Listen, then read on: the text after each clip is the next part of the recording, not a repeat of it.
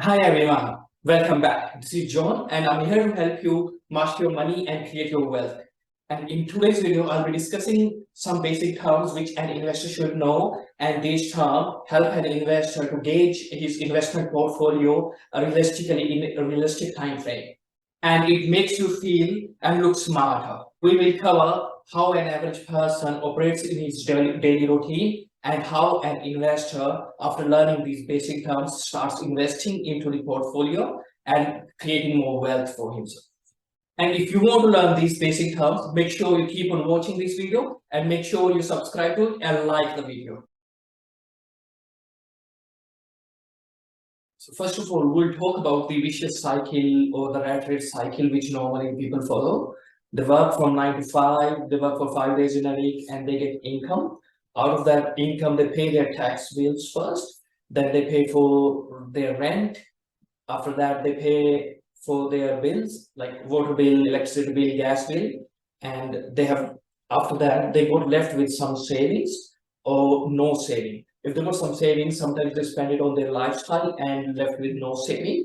And what happens is for covering their costs, sometimes they go for credit cards or they go for loan to pay off their bills. This is how this cycle keeps working on. If they work on this cycle for 5 years, 10 years, 15 years. So on an average, a person works for 1.4 days out of his 5 days of a week for tax, 1.3 days for their rent, 1.7 days for their bills, and what he's left with is like half a day of the savings, or sometimes they don't have any saving at all. So I have already made one video on how to increase your savings. If you want to watch that video, make sure you click on the link and watch that video. Now, coming on the basic terms which an investor should know are like the compounding, rule of 72, leverage, and equity. So first of all, we should know the difference between the simple interest and the compound interest. In case of simple interest, what happens is if you have got $100,000 and you are investing that amount in some investment, for example, in shares, and you are getting an interest rate of 5% per annum. So next year you will get $5,000 as an interest. If you can use that penny.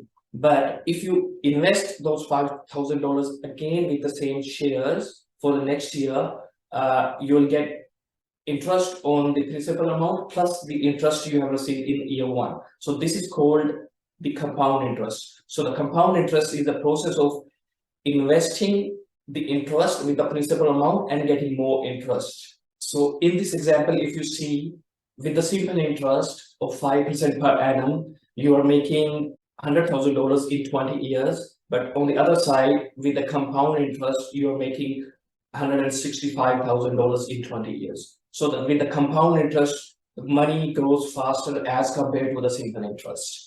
The next term where an investor concentrates is rule of 72. So this is a general formula which is used to estimate the number of years your investment gets doubled. For example, if you're taking an interest rate of 1%, and if you divide it with number 72, so it comes out to be 72. So it will take 72 years for your investment to get doubled if you are getting an interest rate of 1%. And then the same way with 2%, it will come out 36, and it will take 36 years to get your investment doubled. So with 7.2% interest, which I will be using in as an example in this presentation, with the 7.2%, it takes roughly 10 years to get your money doubled. Consider an example of investor A. So investor A has got $100,000 and he wants to invest that money into the shares, and he's getting a return of 7.2%.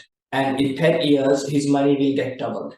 So the return on investment for his cash investment is 2. And in 20 years' time, his money will get 4 times. Like the return on the investment is 4. So this is how investor A increases his amount with compound interest in 10 years and 20 years. And if you see this chart, his money is increasing every year with the compound interest. And in 10 years' time, he gets his money doubled. So the next term which we want to discuss is leverage. Leverage comes from the word lever. So what happens, for example, in this mechanical example, the longer the distance between the point and the end point, the less the effort you need to carry out the weight. In the same way, in financial terms, what happens, like people use a third party or bank's money with their own cash to increase their return on investment. So consider an example of investor B. He knows about the compounding, he knows about leverage. So what he does is he takes a loan from the bank of $400,000 and he invests $500,000 into real estate, and he's getting a return on 7.2%. And in 10 years time, what happens with his investment is his investment becomes 1 million, and in 20 years time it becomes 2 million. With a loan of 400,000 from the bank, what the investor B has done, like he has increased his return on invest from 2 times to 10 times.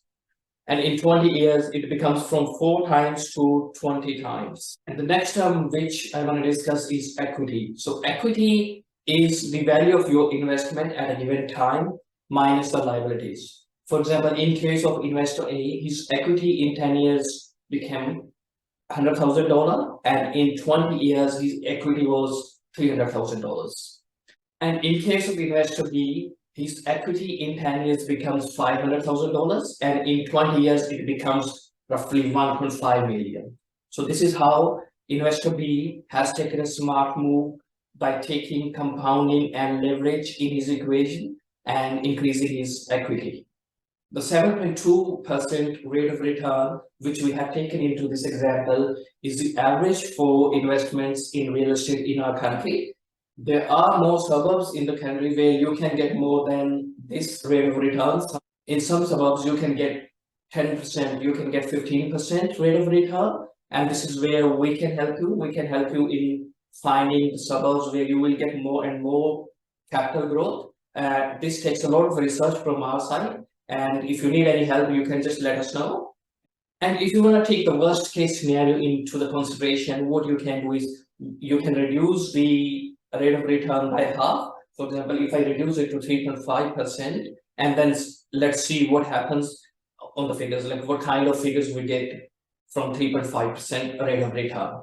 So if you take worst case scenario of 3.5%, you'll see the investor B is getting roughly $200,000 in equity in 10 years, and for $500,000 in 20 years. Whereas investor A is getting roughly $40,000 in 10 years and $98,000 in 20 years. This is still a lot of money in 10 years without doing anything. And if we change these figures from 3.5% to 10%, because there are a lot of suburbs where you can get good rate of return, then let's see what happens to the figures. So with 10% rate of return, investor B is making roughly $800,000 in 10 years and roughly 3 million in 20 years. And this is how the investors make a lot of money by learning the terms like compound interest, rate of return, leverage, and they invest smartly into the market and make a lot of money. And this is how the investor B can make a lot of money by investing in one property.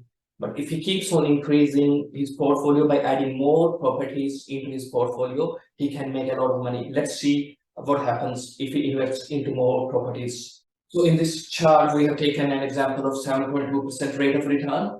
And investor buys a property in year 0, and then next property in year 2, the third property in year 4, and fourth property in year 6. So what happens is his debt keeps on increasing and his total value of the portfolio keeps on increasing. So if you see, this red line is a debt.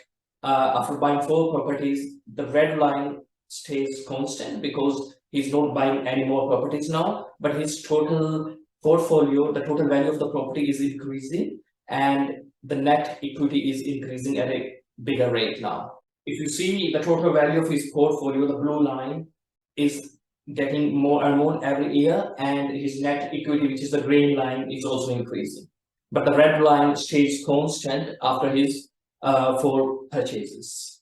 And with these kind of investments, the investor has made roughly 2.5 millions in 15 years and roughly 4.5 millions in 20 years. And with average rate of return, investor B is making $130,000 in the capital growth per year. And if we take the worst case scenario, which is 3.5%, still the investor B will be making $55,000 per year as in capital growth.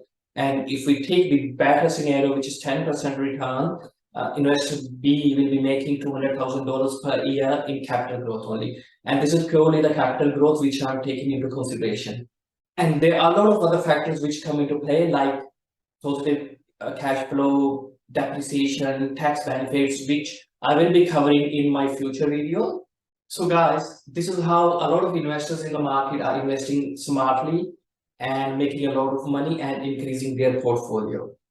So hi guys, I hope you enjoyed the video, and if you like it, make sure you click on subscribe and like and share it with your friends. And I will see you in my next video. Thank you.